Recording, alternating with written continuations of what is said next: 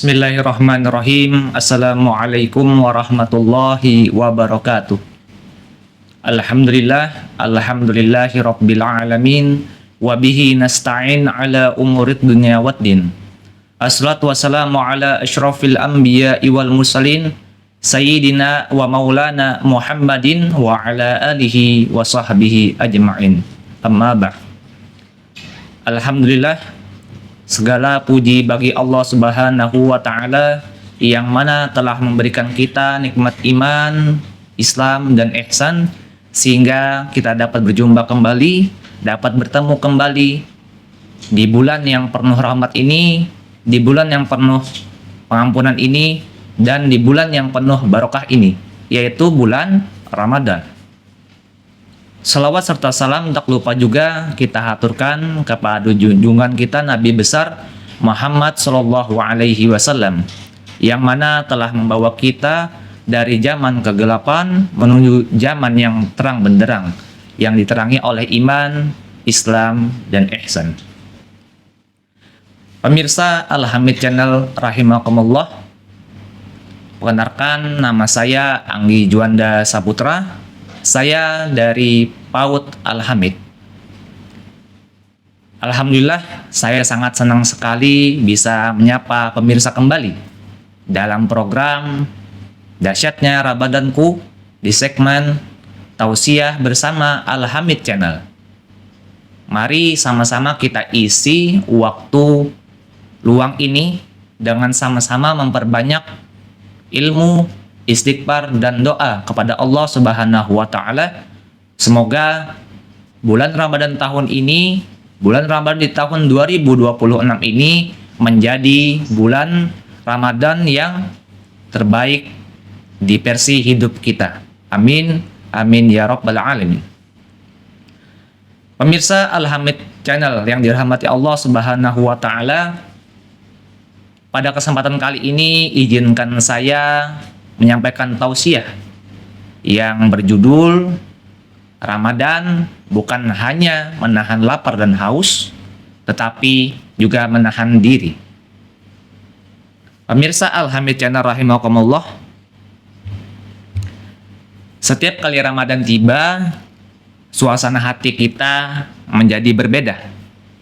Masjid-masjid yang awalnya sepi menjadi ramai, mushaf Al-Quran dibuka dan dibaca dan terdengar di mana-mana, dan setiap muslim berusaha memperbaiki dirinya, berusaha beribadah lebih giat lagi di bulan ini. Itu mengapa? Karena di bulan ini bukanlah bulan biasa, akan tetapi ini bulan Ramadan, yang mana bulan untuk latihan spiritual, yang mana tempat kita menahan diri, mendekatkan diri kepada Allah Subhanahu wa Ta'ala untuk membentuk pribadi yang bertakwa. Allah Subhanahu wa Ta'ala berfirman dalam surah Al-Baqarah ayat 183 yang berbunyi sebagai berikut. A'udzu billahi minasyaitonir rajim. Bismillahirrahmanirrahim. Ya ayyuhalladzina amanu kutiba alaikumusiyam kama kutiba alal ladzina min qablikum la'allakum tattaqun. Yang artinya, wahai orang-orang yang beriman, diwajibkan atas kamu berpuasa sebagaimana yang diwajibkan atas orang-orang sebelum kamu agar kamu bertakwa. Shadaqallahul adzim.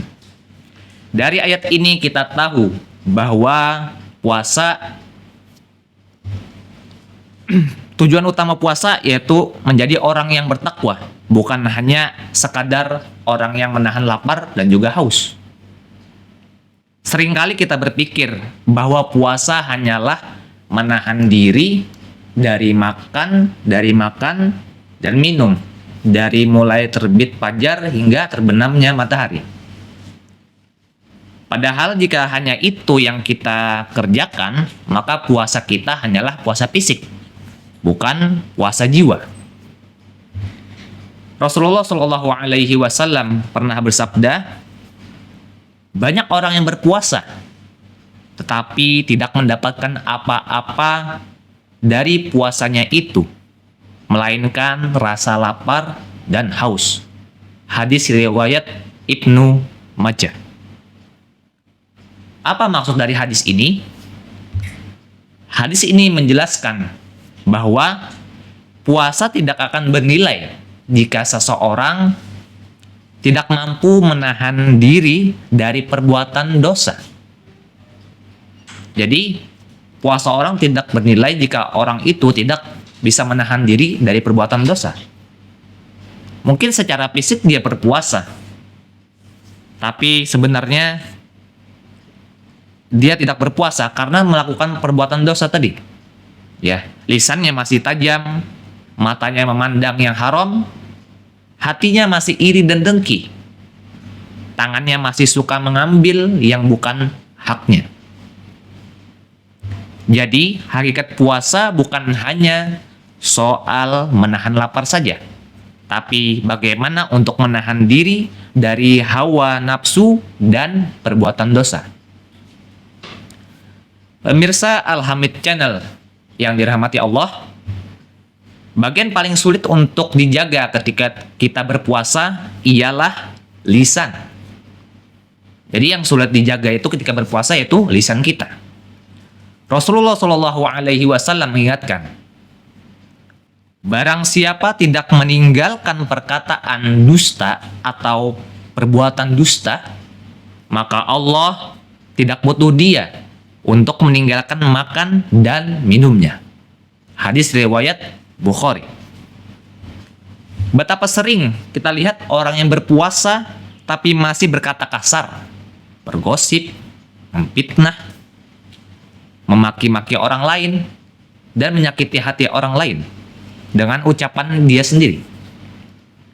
Semua itu bisa menghapuskan dosa dari puasa tersebut. Maka orang yang benar-benar berpuasa yaitu orang yang bisa menahan lisannya dari ucapan yang sia-sia dan menggantinya ke hal yang positif seperti berzikir, beristighfar, dan membaca Al-Quran. Yang sehingga dengan melakukan itu dia akan mendapat pahala daripada mengerjakan yang perbuatan sia-sia tadi yang bisa menghilangkan pahala puasa itu sendiri. Pemirsa Al-Hamid Channel yang dirahmati Allah, puasa juga mengajarkan kita untuk menundukkan pandangan. Zaman sekarang banyak sekali godaan ada di mana-mana. Bisa di televisi, bisa di handphone, bisa di media sosial, dan lain sebagainya. Maka orang yang berpuasa, siogianya harus bisa menjaga pandangannya dari hal-hal yang bisa menimbulkan dosa dan mengotori hati. Begitu pula dengan telinga kita. Kita harus menahan diri dari mendengar sesuatu hal yang mungkin bisa menimbulkan dosa seperti gosip, fitnah, dan lagu yang menjerumuskan kita ke dalam maksiat. Gantilah kegiatan itu dengan mendengarkan Al-Quran, dengarkan zikir, mendengarkan ceramah, dan sesuatu yang bisa menenangkan jiwa kita, dan itu bernilai positif dan dihitung pahala oleh Allah Subhanahu wa Ta'ala. Pemirsa Al-Hamid Channel yang dirahmati Allah, selain menahan anggota tubuh, kita juga harus bisa menahan hati dan emosi.